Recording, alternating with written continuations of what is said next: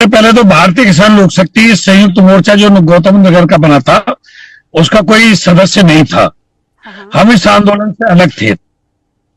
राकेश टिकैत की अगुवाई में ये आंदोलन चल रहा था जी।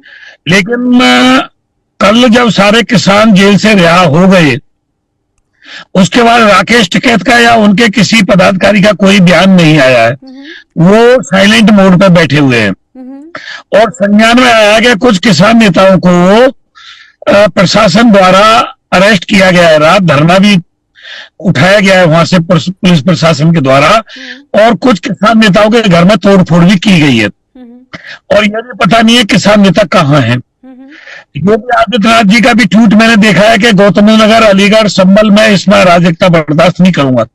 संभल पे मैं नहीं जाना चाहता, लेकिन जो योगी जी कह रहे हैं कि गौतम नगर में अराजकता है, किसान शांतिपूर्वक अपनी बात रखना चाहता है।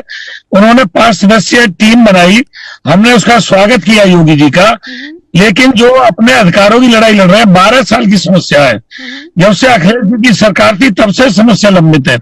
तो या तो योगी जी को गुमराह किया गया है, या योगी जी को पता नहीं है कि किसानों की वास्तविक पीड़ा क्या है। किसानों के साथ तानाशाही रवैया ना अपनाते हुए किसानों की बात सुननी चाहिए, मेज में वार्ता करनी चाहिए। किसानों को इस तरीका से जब जेल से रिहा कर दिया तो रातों रात फिर दोबारा उनके घर से गिरफ्तार करना, उनके घर में तोड़फोड़ करना, ये तो मुझे लगता है प्रशासन की अराजकता है, किसान अराजकता पर नहीं है। ये बिल्कुल ठीक है शिवराज जी, लेकिन ये तो आप जानते ही हैं ना कि प्रशासन किस तरीके से इन तमाम आंदोलनों को दबाने के लिए तमाम अलग अलग तरह के तरीके अपनाए जाते हैं। आंदोलन दबाए, आंदोलन के लिए ये कहते हैं कि आंदोलन ना करें। मुख्यमंत्री जी खुद नोएडा आ सकते हैं, बैठ के गौतम नगर यूनिवर्सिटी में किसान के प्रतिनिधियों से बैठ के बात कर सकते हैं, अपने किसी सचिव को भेज सकते हैं, किसी वरिष्ठ अधिकारी को भेज सकते हैं, किसानों को समझाया जा सकते हैं। मेरी बात सुन लीजिए, किसानों को समझाया जा सकता है। फटकारा ही है एक तरह से। खुद धनखड़ जी कह रहे हैं, जो महामहिम उपराष्ट्रपति जी हैं, वो कह रहे हैं कि किसानों की समस्या लंबित है, सरकार को गंभीर होना चाहिए। सरकार क्यों नहीं सुन रही है, किसान क्यों आंदोलन पे है?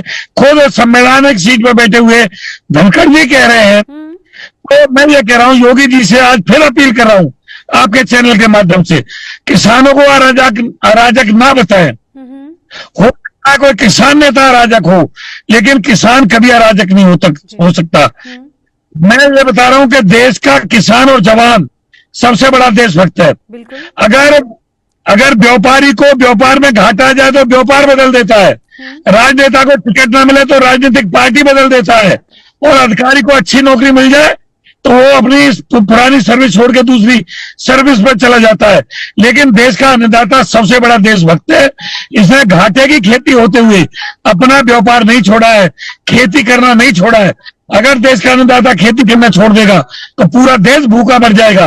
अरे भाई, सारी जमीन आप अधिग्रहण कर रहे हो, किसानों का अधिकार है, तीनों प्राधिकरण नहीं दे रहे हैं, और फिर किसानों को अराजक बताया जा रहा है, जबकि प्राधिकरण के अधिकारी अराजक है। मैं कह रहा हूं, प्राधिकरण के अधिकारी किसानों के प्रति गंभीर नहीं है, सरकार किसानों के प्रति गंभीर नहीं है।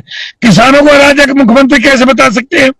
प्रशासन घर में तोड़फोड़ किसान नेताओं के घर में कैसे कर सकती है? इसका मतलब अपनी ताकत का मिसयूज कर रहे हैं वो लोग। हमारे साथ